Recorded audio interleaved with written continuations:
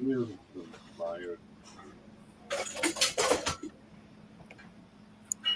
evening, good evening, good evening, and welcome to Couch Conversations with the Doctors, where health is wealth. What night is it tonight? It is Monday night, and it is time for Couch Conversations with the Doctors.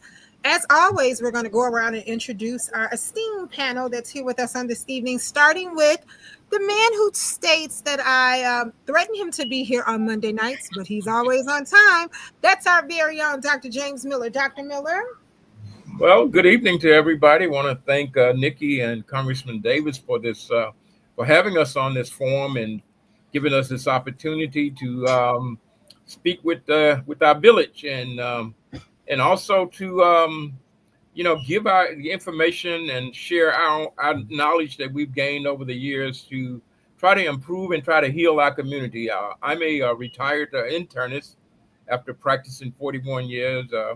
On the west side, actually on the west side, north side, and even in the suburbs of Chicago. So I put down the pen and the prescription, but I'm still interested in healing my community and doing what I can to make things better. And sometimes they said knowledge is it's powerful. So we want to make certain that we spread the knowledge that we as much as we can. Outstanding, and thank you so very much. Well, to my colleague who tends to leave me and have fun in the sun, but guess what, Doug? It's 93 degrees in Chicago today. Boy, it is hot there. I'll tell you. But Nikki, I'm coming back to Chicago in the fall, so I'm not going to have fun all year long. Be back to do some work. I'm a retired physician like Dr. Miller. I spent 30 years working in the western suburbs. And then after I retired, I spent 2 years in the congressman's office. It was a rather extraordinary and eye-opening experience. It changed my mind about public health and public service, and we're going to try and answer your questions as best we can. Outstanding, outstanding. Well, to the urologist of the stars who hates accolades, but I must say, is there a doctor in the house? That's our very own Dr. Terry Mason. Dr. Mason? Thanks so much for such a kind introduction, Nikki, and I want to thank you and the congressman again, as my colleagues have done, to give you guys credit for pulling this together to make sure that we have a way to directly speak to our constituents or the constituents of the congressman. But I'm very grateful to be here tonight. There are a lot of things that are going on, and we're going to get into a great conversation about probably some of it. I am a retired urologist, and I specialized at that time with prostate issues and erectile dysfunction when I was in practice, and lately began to understand the role that food has in both our sickness and our wellness. So those are the things that I've been really talking a lot about as time has moved on and look to do more. And I thank you for this opportunity. Outstanding, and thank you so very much. Well, to the man who makes it possible for us to have this discussion each and every Monday night, to the one who teaches us that true health is wealth, it's our very own Congressman of the Illinois 7th Congressional District, Congressman Danny K. Davis. Congressman? Oh, 1 second. I think you're muted. There we go. There we go. I keep having these great days. I had a long meeting with a former Alderman Ed Smith today. Oh, wow. And and I met in 1962 when we both found ourselves teaching at a special school on the west side of Chicago for what is called and what was called overaged underachievers. And what it really meant, these were the kids who were gangbangers, who were in the Vice Lords, the Roman Saints, the Egyptian Cobras. Many of the girls had gotten pregnant the year before, and they sent them to the special school. They didn't send girls back to the same school they may have come from. And I discovered that the guy who had done the curriculum was a fellow they named the high school after, and all of that. And so I researched all the stuff, and many of our students were not supposed to make it in life. Uh, uh, they just weren't supposed to make it. That's who they were, and I run into some of them today. Their grandfathers and grandmothers, and they are excited. I am excited.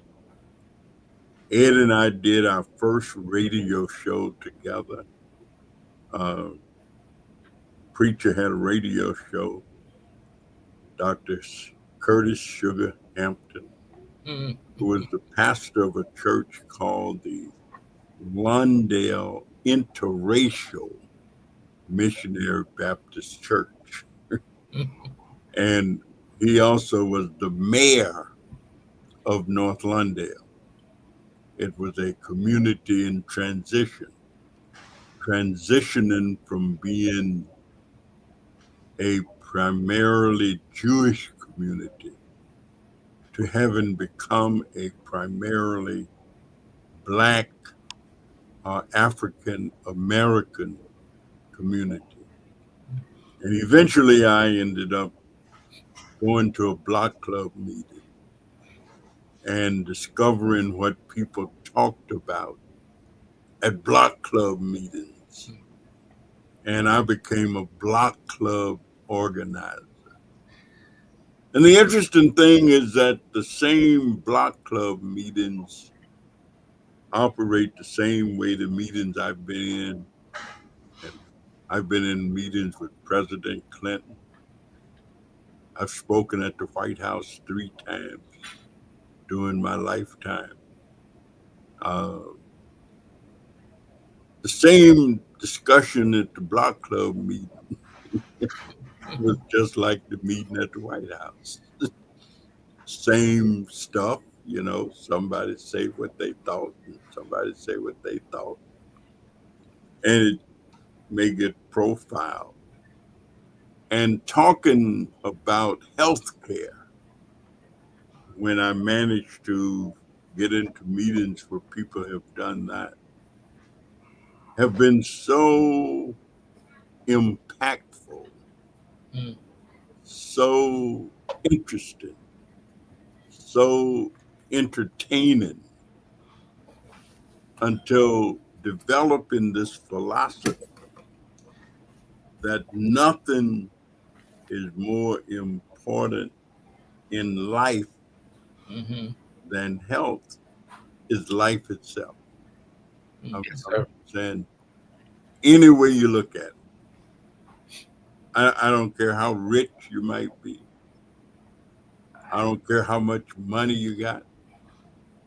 I don't care how many Mercedes you got or BMWs you got.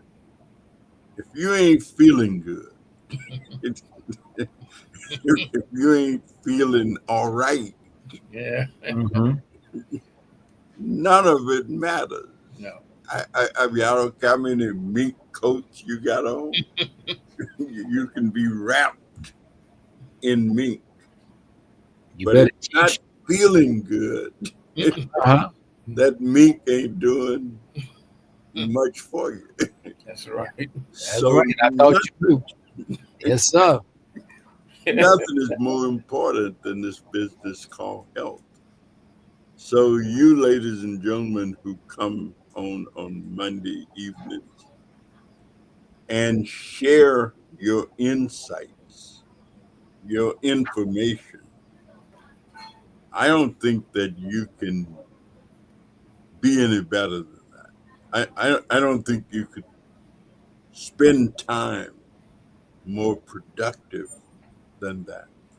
So I want to just thank you for sharing your expertise and sharing your analytical voices and knowledge with the rest of us so that we can do a better job of taking care of ourselves or looking at how we treat ourselves as the beginning stage of generating the best lives that we can live.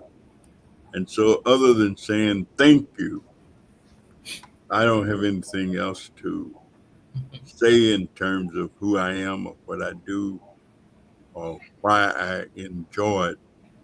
I will say if you don't enjoy what you do, it would be best, the Prophet Quran said, if you don't enjoy what you do, it would be better that you sat at the gate and beg for alms and let somebody else have the job. Yeah. And so I've been fortunate to have jobs that I like. I mean, even when I used to pull bags on at the post office, and they'd be pretty heavy. But the conversation would be so great. It was during the activist period of blackness, and Bob Lucas and Dr. Johnson and people, we'd be pulling bags and singing the Calypso song. You know, I load the banana boat all night long. Hey, the workmen, they sing this song. And it was fun doing that. And if you missed a day of work, it kind of felt like you had missed what was going on because Chicago was undergoing change. This was back in 1971 when I first got here. And so every job I've had since then, I've enjoyed it. So let's get it on. Yes, ma'am, Miss Nikki Harvey, let's go. Outstanding. Well, we speaking referees say, okay, I think I was having some technical difficulties. Can you guys hear me? Yes. Yeah. Can you hear me now? Yes. Hear you. I can, Nikki. I don't know what it Okay. was. All right, there we go. Want to say hey to Sister Bonnie, who is here with us. She's here.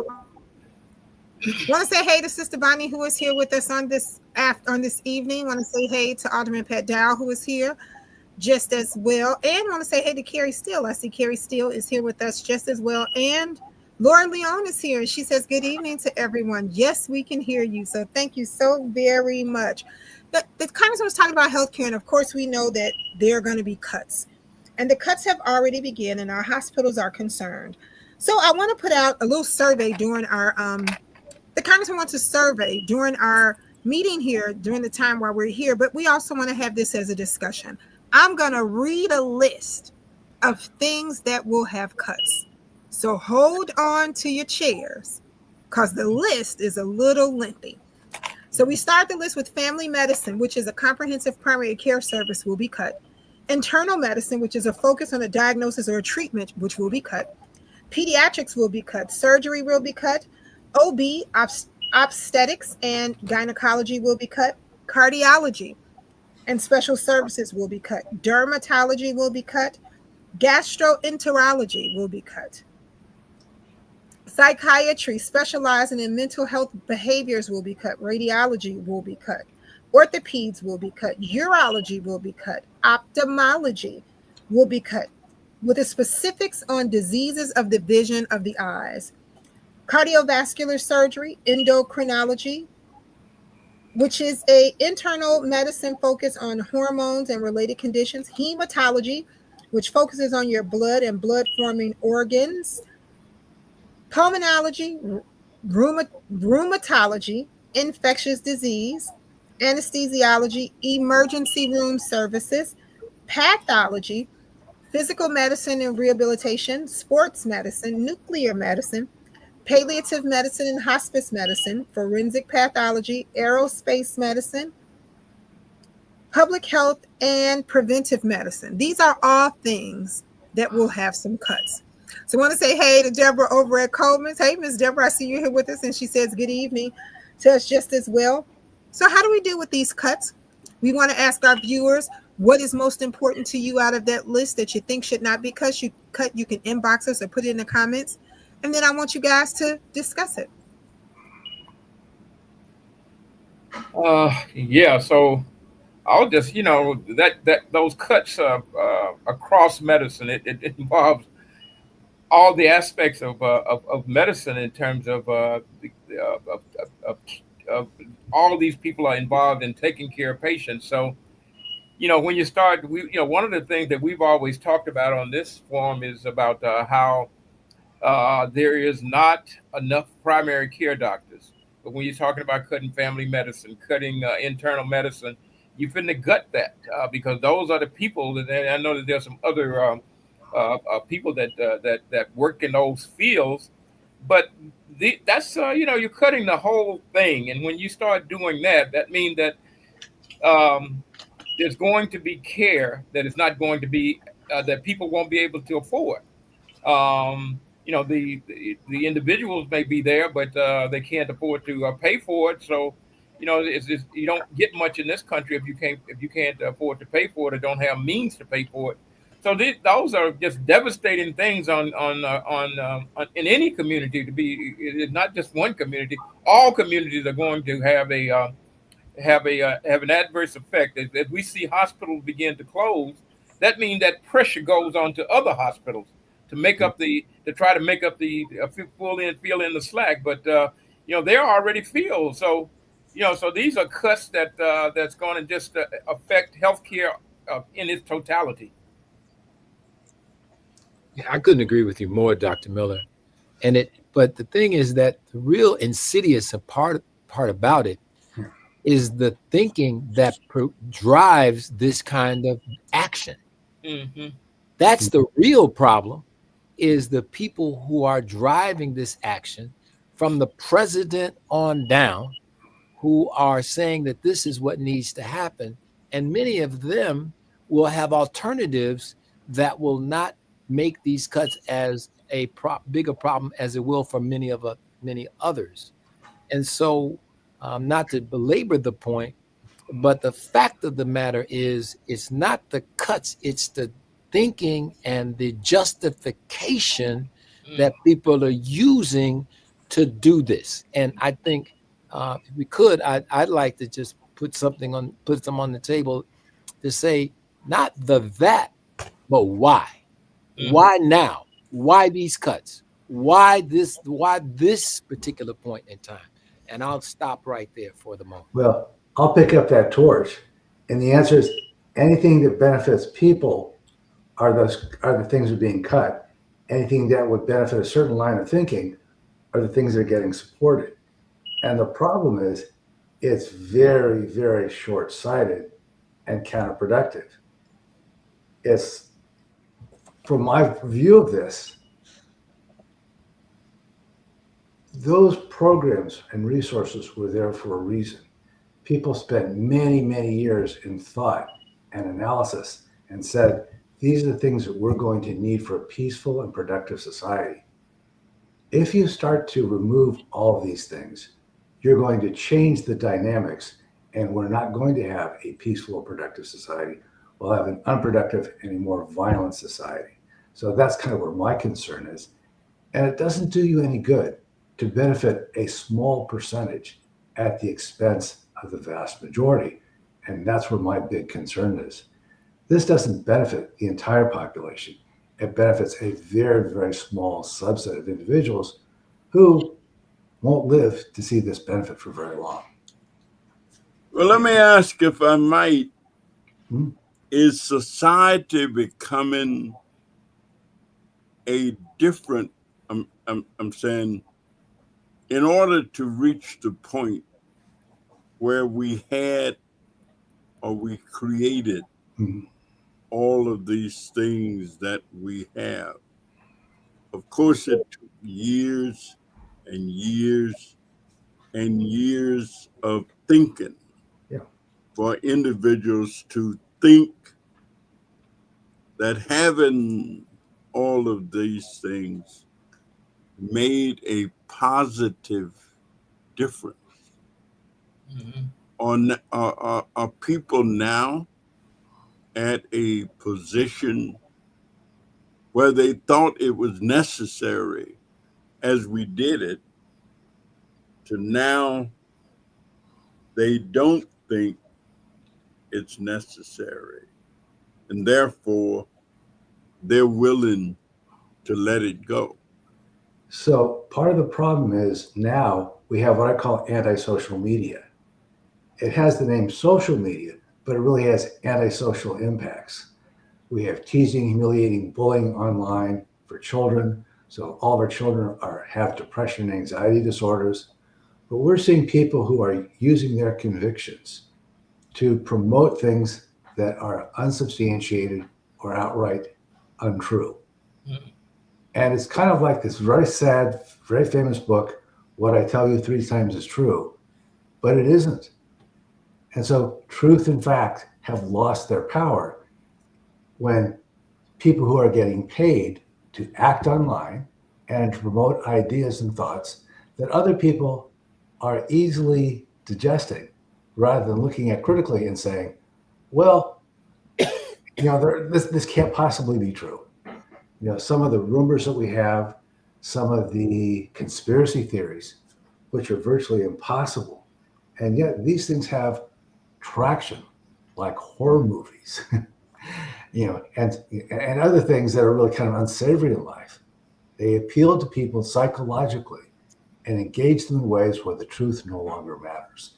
And I think that's the battle that we're really facing, is how do we reduce the impact of people who are paid to promote things that aren't true and live handsomely because of this. A real good example is a man who's been convicted of libel and slander for billions of dollars and still has a voice on air. And he injured many, many families by the promotion of his conspiracy theories, got taken to court, got convicted, and yet he is still down that path again, trying to promote things that are his profound beliefs and engaging other people to think like him. It reminds me a lot of the January 6th episode. By the way, I was in the Capitol for January 6th. I was there. I saw the whole thing unfold. It's like having these people convinced that the election was being stolen when no stealing, the only stealing that was taking place was not at the ballot box.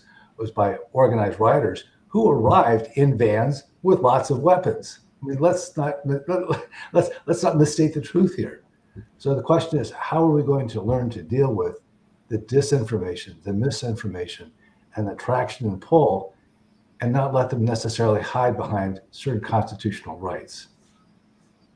Have we become so callous that we, as a nation of people, will allow our concepts of capitalism to be such that we would think?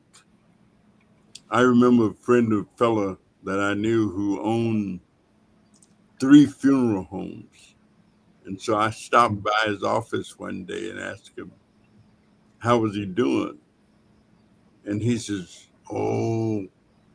people are just dying. Said things are so bad. And says, I've had 14 funerals this week. And then he kind of caught himself and he says, of course, I don't know why I'm worrying about it, because the more they die, the more money I make. and he kind of, I didn't think he actually meant it in a morbid sense, but I think he was just thinking out loud as he expressed his thoughts about people. And I said to myself, well, it is true that the more people die, the more money he makes, because the more funerals he can conduct. So is our desire for more such that we will promote other people dying sooner so that others can make more money. Money that they don't really need, even money that they won't be able to use all of. Because when they die, the money is still going to be here and they can't take it with them. And yet, that seemed to be driving many of our thought processes. And we seem to be stuck on that. And we can't figure a way beyond it. And when people start talking about caring more, they get characterized as being socialists. And of course, nobody wants to, or at least most people who call themselves capitalists don't have a problem with that approach, as opposed to this business of what is socialist versus what is capitalist.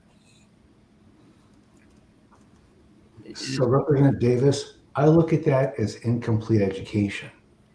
I look at that as theories that stopped in the 1970s, but didn't keep thinking afterwards. Milton Friedman, a very important economist, a professor of business, said, the board of directors' only responsibility is to improve shareholder value. And I would argue that's not true, because if you produce a product that kills your consumers and kills your shareholders, then you haven't done anything right for that particular industry. And what I would argue is, if you look at the ramifications of that problem, like if you go to China and you can't drink 70% of the water because it's so polluted, because there were no regulations and lots of capitalism, you have to understand that you have the responsibility to your community and you have the responsibility to your consumers to provide good products and not damage the world that we live in. Otherwise, it's a very short trip to a very polluted, conflicted world with lots of violence.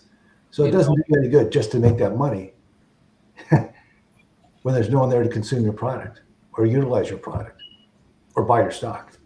So someone has to elaborate and extend that thinking and help them understand it doesn't stop there. It goes on, and there's a consequence or an endpoint to that particular thinking.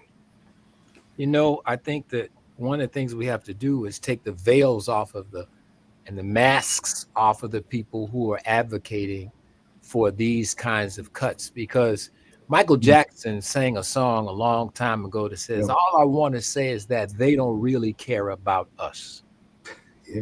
And that to me is, the loss of that caring for humanity is central to this theme of that it doesn't really matter, because the people that will need these things will still have the wherewithal to get what they want and be treated well for what they get and be able to avail themselves to the medications that they need, because they're not impacted from a financial point of view with the inability to still procure these things. And even the care they need, they'll be still able to procure the care they and their families need with the resources that they have, because they're not concerned about the rest of us. Like I said, the songs like Michael Jackson said, all I want to say is they, and that's the they I'm talking about. And we know they don't really care about us. And that to me has been the central theme of what's coming out of the White House these days, period. And so unless we call a spade, and unless there's going to be some kind of way to deal with that, I'm not so sure what else, from one point of view, we can do other than have a conversation. Yeah, I think also we have to look at what is the stimulus, what is the motivation to get people to move in these kinds of directions. And I think that we have to, again, as Dr. Mason said, we have to be honest with it. And so these motivation are selfishness, uh, a desire to have more power, um, and those things those are kind of can be destructive forces when they are not allowed to broaden themselves. In other words, if I care about myself, but I care about the people that are around me, I'm probably going to do a better job than if I'm really just concerned about myself and maybe a few other folks. My selfishness or my desire to better myself to the point that it hurts somebody else and it doesn't bother me, that's when we're looking at when people have gotten into an area where they're dangerous, when they don't really care about the masses of people that's going to suffer, so that you can have an excess. You know, if there's enough for everybody, then there's a problem when somebody wants to have excess. And so we see this selfishness and these drives that are related to that kind of behavior, and that takes a lot to change, because when someone is being driven by those kinds of emotions and those kinds of forces, they'll the logic they're not looking at the logic of that everybody else mostly are using. They're simply looking at what's in my coffin, what's in my barn, and without really being concerned about the well-being of the general population. And so that's a very difficult thing to really uh, get at, and because you got to sort of get into that individual's spirit, into their being, and help them to, and try to help them to see what they're doing, and that it's not good. But that's a very difficult job. Well, I tell you, you all sound more like economists than physicians. Then doctors. Well, so I think that the problem for me is when I look at value-based care, the value is how much money somebody saves instead of what kind of quality you deliver or what kind of results you get. And I think this is one of the things that's been so corrosive in healthcare, where someone's concerned about, I'm going to make this much money, but I don't really care about the long-term consequences and outcomes. And if we change that entire alignment and had everybody aligned together, that our compensation would be based on healthy outcomes and good results, I think we would see spending go down, satisfaction go up, and consumption would go down. But that's not the way the game is played. Everyone's got their finger in the pie, taking out a bigger slice, leaving the crumbs on the pan for people to try and survive with. But the problem I see is that the one thing that's not being shared across very nicely is something called the truth. Yes. Oh, yeah.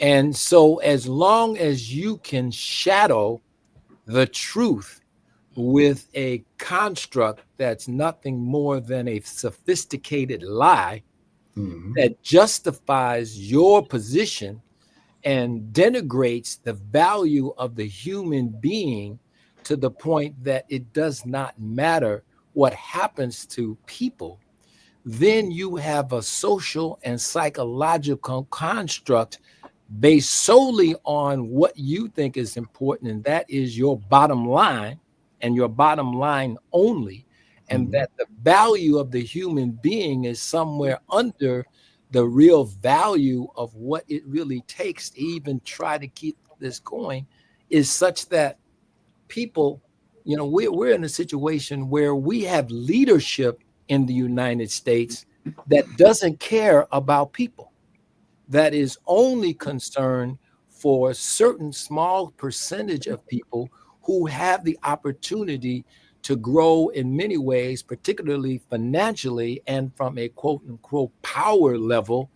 And that's a majority of people. And that is that's what's driving all of this.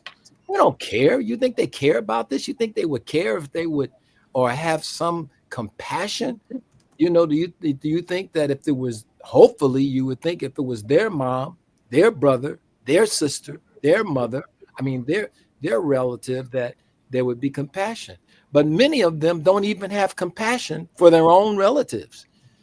And so and I'll stop right here, but because I get very excited and emotional about this, because this satanic move is really going to have a tornadic effect on the health and population of our country. But it's driven by misinformation. It's driven by conspiracy theories. It's driven by distraction and diversion from the real problems at hand. I'm having a very hard time believing that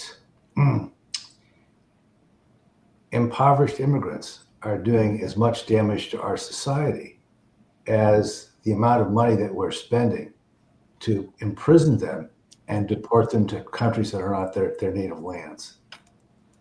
It's hard for me to see that that represents a sensible investment in our country and our nation's well-being at all. So I would agree with Dr. Mason, but the problem is somebody gets traction for doing that. Somebody gets likes on social media. Someone gets positivity in a toll, rather than saying to somebody, this is really terrible and inhuman behavior and should not be supported, but should be shunned. Well, I think there are people who try to determine if you're going to change things,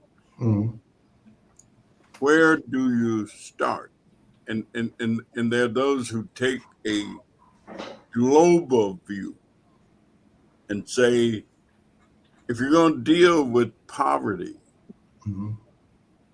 then you got to look at not only poverty in this town or this village or this country, but you got to look at poverty across the globe and take the position that the impact that you have on this street will help reduce poverty, because it didn't touch the millions, but it did touch 10.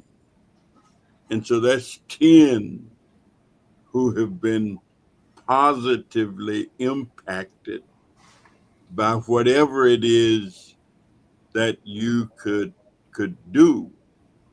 And I think for me, that was part of the reconciliation of deciding to do the kind of work that I do. Yeah. That if I can help 10 people out of poverty, I have helped reduce poverty. And yeah, it's only 10, but it's 10 that if I had not done whatever it was that I may have been able to do, they'd still be poverty stricken. And now they're doing all right. Is that worth the effort? And one have to make a determination, I guess. Is that worth the effort? And sometimes things can grow. Whenever I write this book that I intend to write, I'm going to explain how teaching one woman who was in her 70s to learn how to read well enough to read her Bible, that probably got me into this mess, this business, because it was this woman who introduced me to another woman and said, I want you to meet my goddaughter, because both of you seem to care about people. And I met the goddaughter who was involved in community stuff, who convinced me to leave my good job as a certified school teacher and go to work in the community.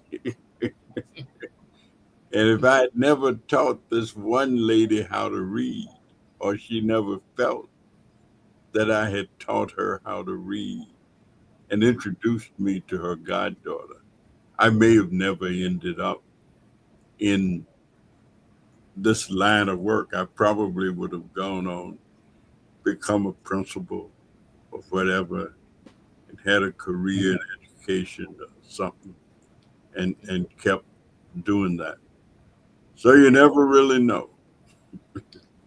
But you know what, though, Congressman, I gotta add something to that Yeah. because you and I'm going to use myself, and I talked about it the other day. But just as you just talked about these people that you moved up above poverty, gave them a chance, to read, you gave them a tool which they could begin to leverage to Yeah. begin to do something for themselves. The one thing the many things that you've done, when I think about, and I'm just going to talk about medicine, when I think about what you have done to make opportunity for people who didn't have that opportunity, you remove some of the barrier by making it financially possible by providing grants and other things that I availed myself to, maybe even Dr. Miller and others availed themselves to, programs that were put together just like we have now to try and interest students to get involved in the sciences, the technology, the engineering, and that kind of thing.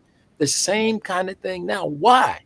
Because we want to have more engineers? No, because we're trying to do what you just talked about, and give people the tools they need that when working collectively can make our society better. But when we have leadership whose only agenda is three people, me, myself, and I. And so that does not breed the kind of activity that helps to create the appropriate policies and programs to help lift people out of poverty, provide them with the means to get the kinds of education that they need in order to move forward, and to show them where the deficiencies are, where there are opportunities, because every particular absence of something is nothing more than an opportunity to do something.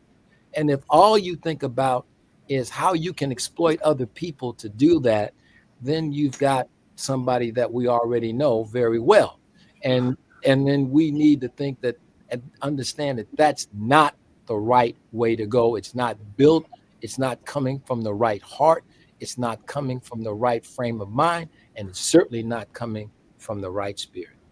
Yeah. And I think when you start talking about that right spirit, that's where the problem is. That unright spirit is where many of the problems that we're talking about, they lie where there. And so, when people have a righteous spirit, they are more they're inclined to do righteous, to have righteous behavior towards their fellow man, towards the society at large. But when you have an unrighteous spirit, Now, come on, take your text, Preference. it's going to lead you and cause you to do have unrighteous behavior, and that's what you're talking about. Yes, Those, sir. that selfishness, that desire to have it all for yourself and and everybody else go without. Those are unrighteous spirit, and so we have to figure out better ways to make certain that. And I think this is the problem. There's some that we're not going to save. Okay, there's some that we're not going to save. We're not going to change their thought process. But I think we can look at those that are willing to listen, those that are willing to change. And I think that that's where the soil is fertile. I do gardening, and when I plant my seed, I plant my seeds in fertile ground. I don't put it in places where there's just a lot of rocks and stone, because it's not going to come up and produce. So So we have to find that fertile ground, and that's the ground. That means we have to be led to do what's right and to know where that right place is. And I think that inside most of us that are have a righteous spirit, we can find that, and finding that, we can figure out what to do. But it's we're living as time changes as we go along. Uh, it seems that we are going through changes where less people, where there are less people that are concerned about all of us doing well than that used to be. Used to be that there were more people seemingly concerned that I mean, even if they were concerned about themselves, they still had a tendency to look out for those that may have less. And now some of these things are related to a lot of societal changes. They're related to how we behave, how we live, how we and maybe some of the struggles that people have. Sometimes struggling can make you tough, and sometimes it can make you, uh, kinder, because you recognize that how you've been blessed, and you really want to use that blessing in a good way. So I don't know. I think that's what we're dealing with. It's unrighteous spirits, and it's how we're going to deal with that that's going to determine our outcome.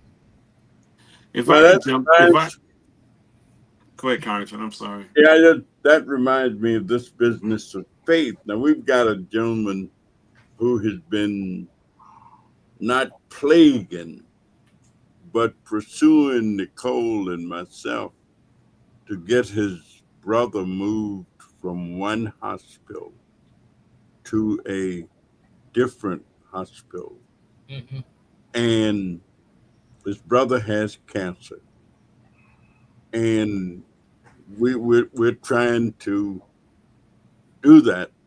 But he has faith that if he can get his brother into this hospital, Mm. that it will just be absolutely better Mm. for his brother, and that his brother is going to make it if he can just get him in this hospital that we're trying to help him, find a bed and an oncologist there who can do. And I am so happy that he has that kind of faith in the institution. I mean, he really believes, and he just drove all the way over to our office. He lives way out in one of the suburban areas to see if we can make sure Hmm. that You get him we there, yeah. help him get his brother. And I don't mind saying what he wants him to be at Press St. Luke's. He and believes that that is going to matter. So we trying to help him get his brother into Press St. Luke's. So having faith oftentimes will propel and push us to do things in such a way that otherwise we wouldn't do them. So I like to say if there's righteousness in the heart, Hmm. there's beauty in the character. And so I leave it at that, Reverend Fields. Well said, Congressman. I feel like some of the young ladies, when they're doing double dutch, you kind of waiting to jump in, right? And so I'm waiting to jump in because even to your point, Congressman and Dr. Miller and all of you, um, Dr. Mason, I'm reminded a few things went through my mind, but I'll keep it brief. If it, Jesus, in Matthew 25, Jesus referred to the least of these, as much you've done unto the least of these, and I really believe that in that he's calling for us to have compassion and empathy for our fellow brothers and fellow sisters and for humanity. And I'm reminded of something maybe we all were taught at an early age, and it's a thing called the golden rule, right? of Matthew chapter 7. And it's just what Jesus simply said, do unto others as you would have them do unto you. And I think that golden rule, right, is something that we can apply to our lives and to our politics, to every facet of life as we interact one with another. But then also, he went on to talk about the two greatest commandments, and I'll end on this. You know, the first command was to love God with all of your heart, all of your soul, and all of your strength and your mind. Then he said the second commandment is to love your neighbor as yourself. And he said, there is no commandment greater than these. And so I think that's really capsulizes what I've been hearing thus far is that we've lost this empathy and we have, you know, in some ways or facets of our society have brought into the evil of capitalism. And that's when capitalism puts profit over people. And that's totally antithetical to the scriptures. And so I think by the golden rule and the great commandment, I think those two, if we can just have those in our heart, as you mentioned, Dr. Miller, those two, then we can have a better society because we won't just be thinking about ourselves, our own gain, our own profit, our own uplift, but the uplift of our fellow brothers and sisters will be of great concern as well. Yeah. Well, outstanding. I want to say hey to Rosa Watson, who is here. She says, good evening to everyone. Linda Johnson is here, and she says, good evening, everyone. And Laura Leone is here, and she says, they only care about profits. So you are absolutely right, Laura. They only care about profits. Well, before we take our toll, our stroll around to get our Until Next Mondays, I want to remind you guys of the Congressman's Back to School Picnic Parade, World Health Day and Technology in the Park, which is coming up on August 16th. That's Saturday, August 16th at the beautiful Columbus Park. You still have time to get your entries in. I'm going to put that link up again so you guys can begin to put your entries in if you want to be a part of the parade walk, if you want to be in the picnic, if you have a service or a social service agency that you would like to be there, we are welcoming you to come out and have great time in the park with us. Well, we have reached that time, and I'm going to start with you, Doug. What is our Until Next Monday? So at the very beginning, we talked about all the cuts. And I'm going to predict that we won't feel those cuts in 6 months and maybe not in a year, but they're coming. So all I can say is knowledge is power, and we've been forewarned, and that means we need to make plans for that. And I think that means eating healthy, finding where we can get healthy food. I'm going to say this again, vaccinations are good and not bad. They will protect your health and protect your family and do those things that will keep us healthy through these times of shortages. And befriend your primary care doctor. They will be your best defense and guide under these times of crises. Absolutely, absolutely. Well, Dr. Miller, you're Until Next Monday. Well, I'm just going to say, we got to love each other, be concerned about one another, and then we just got to fight the fight. It may be, um, in God's word, He never told us that this was going to be an easy journey. As a matter of fact, He said our lives are going to be filled with trials and tribulation, and that's what's happening. We are facing the trials and tribulation about that occur in lives, and so we just got to figure out how we're gonna. Well, He actually said that don't worry about it. He's already overcome it, and so we just got to be able to. Make certain that that we have ourselves in the right place, the right frame of mind, and the process of moving into righteousness and away from and do what we can do to help. Because there's going to be the fight is what it is, but at the end of the day, give what you got in terms of helping. And you can't spend all your time worrying about why somebody who has more than they need won't do the same. Absolutely, absolutely. Well, Jackie Robinson Ivy is here with us, and she says, I'm joining late, but hello, and thank you, Jackie, so much. To Vonda James, who inboxed me and said, are there truly 35 cuts? You are absolutely right. There are truly 35 cuts, from dermatology to anesthesiology, from cardiovascular to nuclear medicine, from infectious disease, which How could we even think about cutting infectious disease with what we just went through with COVID? So it's so many things. So yes, you are right. There are 35 cuts.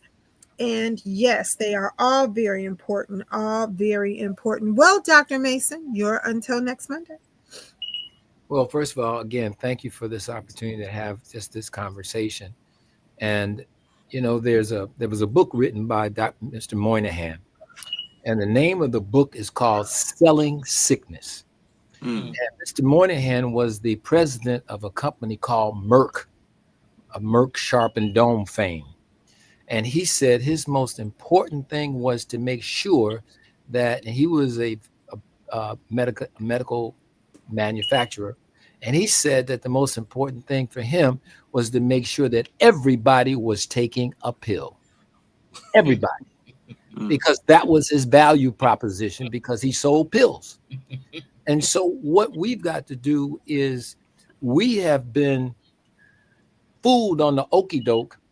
Now, there are times we need to take pills. There are times we need to do a number of things. But as we go forward, we need to go back and look at some of them things Mom and them did, in terms of how we helped ourselves and the foods that we ate. And we could talk about that at another time. But we're going to have to be as resourceful as we can. Go and follow the things where we have data, and God we trust, all others must have data. So we need to be sure that the things that we're recommending to people can help them. And I'll continue to do that as well. I'm sure you, Dr. Miller, and everyone else on this panel. So thank you, Congressman, once again for this wonderful opportunity to scratch the surface of the disease that is plaguing our nation, coming from the man who is the person in charge, that is empowered with all the power to do what is necessary that he thinks to be done. Outstanding. And thank you so very much. Well, Pastor Cy, you're until next Monday. Thank you again. Thank you, Congressman, and everyone. I feel so enlightened every time I tune in. And thank you. And I'll just leave with what I just really stated a couple of minutes ago. If we keep the golden rule, until next time, keep the golden rule. Do unto others as you would have them do unto you. And I believe we all do that. We'll have a better society, have a better place to live. We'll have more respect one for another. We'll have empathy and compassion. And this will be a better world to live in if we all keep the golden rule. Absolutely. Well, Congressman, take us home as always. Well, this business of truth and what is truth, and different individuals have different notions about the impact of it. And Dr. King was pretty famous for a lot of things. And I remember one quote he used to use a lot: truth on the scaffold, wrong forever on the throne. And yet that scaffold sways the future. And in the dim unknown standeth God, keeping watch over his own. And then he'd say, truth crushed to the earth will rise again. Know ye the truth, and the truth will set you free. Yeah. And I guess knowing where you stand, where I stand on the great issues of our day. And I recall the philosopher Dante, who suggested that the hottest places in hell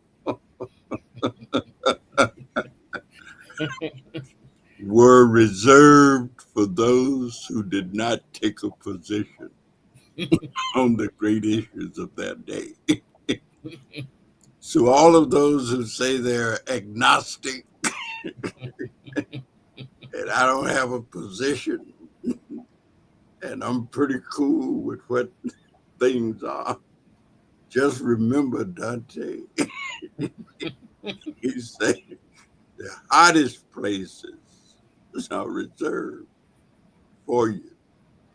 And this information is so valuable and so inspiring and so meaningful that we always look forward to saying thank you, ladies and gentlemen, for sharing your time and your insights. And I guess we just keep moving. We're trying to end up spending as much time with young people, with children. And so, a fellow named Bernard Clay and I, he runs an outfit called Introspect Youth Services. And he has sent thousands of young people to colleges and universities. We are having a party for young people on Friday of this week, 5:30 to 8:30 at the Columbus Park Refectory, and young people who've been interns. We've had a lot of interns involved in programs, and so it's just basically for young adults, uh, high school students, and young people. Food, music, conversation, the opportunity to meet others who are like them. And so, if you know any young people, please invite them to come. We call it a intern reunion, where kids who've been in programs and served internships, because some of the interns that I've had and we've had, I know one young fellow who's now the vice president of Starbucks. I know one young fellow who was an intern who's the vice president of a college now. Another intern that we had is the director for the American Federation of Teachers, their political director. I think that may have been our very first intern that we had. And so, internships, if you know any young people who just don't want to do nothing but go and meet other young people like them, drink some Kool Aid, diet free, you know, they don't have to have no sugar in it. We won't put any sugar in the Kool Aid. And but just Friday evening, 5:30 to 8:30 at the Columbus Park. Thank you all so much. Have a wonderful evening. And until next week, hopefully we'll see you next week. Thank you, Nicole. All right. Right on. Thanks, Congress. Thanks, Nikki. God bless everybody. All righty.